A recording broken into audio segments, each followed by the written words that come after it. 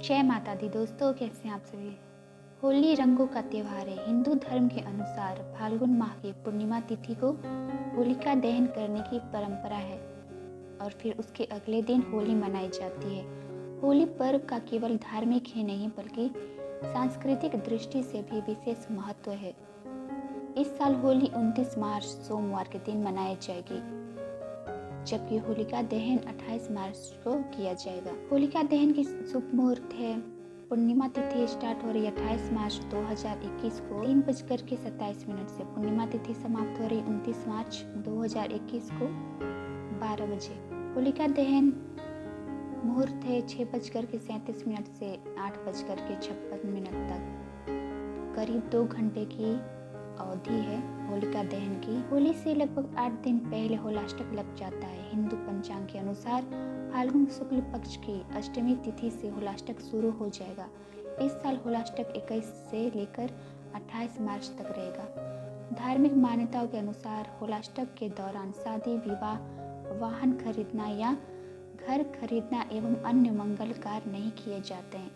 हालांकि इस दौरान पूजा पाठ करने और भगवान का स्मरण करने, भजन करने से शुभ फलों की प्राप्ति होती है। होलिका दहन की एक पौराणिक कथा भी। पौराणिक कथा के अनुसार हिरण्यकश्यप के पुत्र प्रहलाद जन्म से ही ब्रह्म ज्ञानी थे और हर पल भगवान विष्णु के भक्ति में लीन रहते। उन्हें सभी 9 प्रकार की भक्ति प्राप्त थी। भक्ति मार्ग के इस चरम सोपान को प्राप्त कर लेने के बाद प्राणी परमात्मा को प्राप्त कर लेता है। प्रहलाद भी इसी चरम पर पहुंचे हुए थे, जिसके कारण उनके पिता हिरण्यकश्यप अति विरोध करते थे। किंतु जब प्रहलाद को नारायण भक्ति से विमुख करने के उनके सभी उपाय निष्फल होने लगे तो उन्होंने प्रहलाद को फाल्गुन शुक्ल पक्ष अष्टमी को बंदी बना लिया और मृत्यु हेतु तरह तरह की यातनाएं देने लगे। किंतु प्रहलाद विचलित नहीं हुए। प्रतिदिन प्रहलाद को मृत्यु देने के अनेकों उपाय किए जाने लगे, किंतु भगवत भक्ति में लीन होने के कारण प्रहलाद हमेशा जीवित बच जाते थे। इसी प्रकार 7 दिन बीत गए।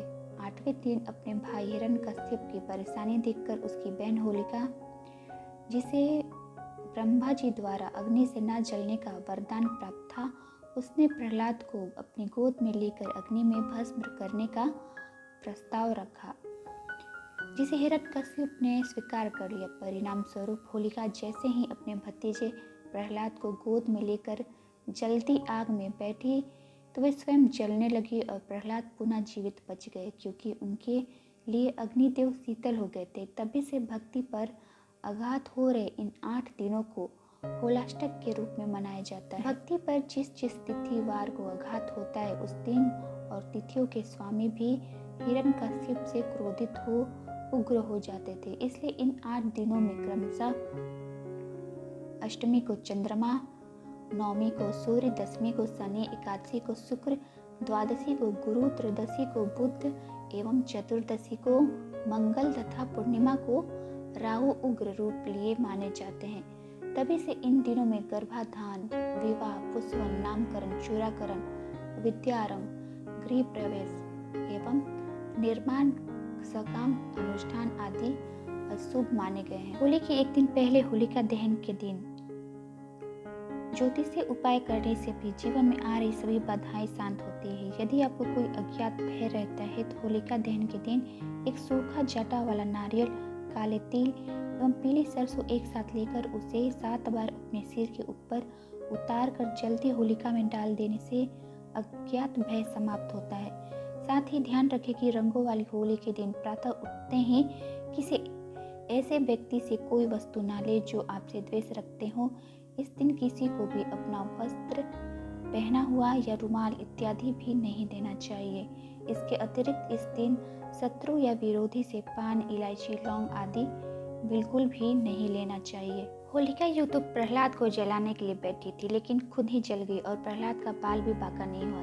इसलिए ऐसा माना जाता है कि होलिका की अग्नि बहुत ही शक्तिशाली होती है, जो श्रीहरि के भक्त प्रहलाद को बचा ले गई और गलत इरादे से बैठी होलिका को जला करके खाक कर दिया। होलिका की अग्नि को तांत्रिक उपायों के लिए भी बहुत खास माना जाता है। ये जरूरी नहीं कि तंत्र मंत्र केवल गलत कार्यों के लिए ही किया जाता है, बल्कि ये अच्छे परिणाम प्राप्त करने के लिए भी किया जाता है।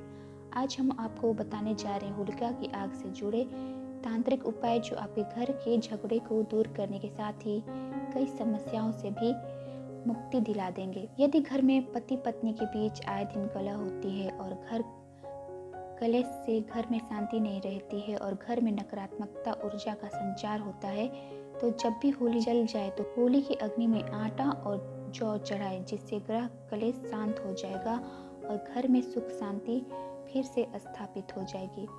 यदि आपके व्यापार में लगातार गिरावट आ रही है और व्यापार चल नहीं रहा है, तो होली के दिन पीले कपड़े में काली हल्दी, 11 गोमती चक्र और एक सिक्का चांदी का काले कपड़े में बांधकर होली की अग्नि में 11 परिक्रमा करके 108 बार मंत्र जपते हुए उस अग्नि में प्रवाहित कर देना चाहिए, जिससे आपके व्यापार में वृद्धि अपने आप होने लगेगी। यदि आपकी सेहत खराब रहती है और रोग से मुक्ति नहीं मिल रही है, तो होलिका दहन के दिन बची हुई राख से थोड़ी राख घर ले आए और उस बभूति को तकिए के नीचे रख, इससे रोगी स्वस्थ हो जाएगा और पुरानी से पुरानी बीमारी भी सही हो जाएगी। यदि घर पर बचत नहीं हो रही है और बेवजह पैसे खर्च हो रहे हैं, तो बचत करने के लिए होलिका दहन के दूसरे दिन बची हुई राख एक लाल कपड़े में बांध कर यह कपड़ा अपने पर्स में रखें। यदि आपके बच्चे का मन पढ़ाई में नहीं लग रहा हो और मेहनत के बाद भी फल नहीं मिल रहा हो, तो उस बच्चे के हाथ से नारियल, पान, सुपारी का दान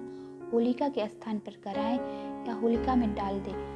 बच्चे का मन पढ़ाई में लगने लगेगा और उसे अपेक्षित परिणाम की प्राप्ति होगी। तो दोस्त से मुक्ति पाने के लिए होलिका दहन के अगले दिन सर्वप्रथम उठ करके स्नान कर स्वच्छ होकर के अपने इष्ट देव को गुलाल अर्पित करें और अपने इष्ट देव का स्थान ईशान कोण में रख करके पूजन करें। ये उपाय करने से ग्रह दोष, वास्तु दोष समाप्त हो जाता है और घर में सुख शांति हमेशा के लिए व्याप्त हो जाती है। अगर व्यापार में वृद्धि नहीं हो रही है, तो होली के पहले पड़ने वाले शनिवार को एक पेड़ ढूंढ ले जहाँ चमगादड़ निवास करते हो और उस पेड़ की डाली को सूर्योदय से पूर्व तोड़ ले आए। रात में पूजन के समय उस टहनी के पत्तों को तोड़कर अपनी गद्दी या तिजोरी के नीचे रख दे। व्यवसाय में खूब वृद्धि होगी और धन प्राप्ति भी होगी। दोस्तों, ये कुछ छोटे उपाय आप होलिका दहन और होली के दिन जरूर करें, जिससे आपके जीवन में आ रही सभी परेशानियां दूर होंगी। जय माता दी, हर हर Mahadev. Be happy, keep smiling.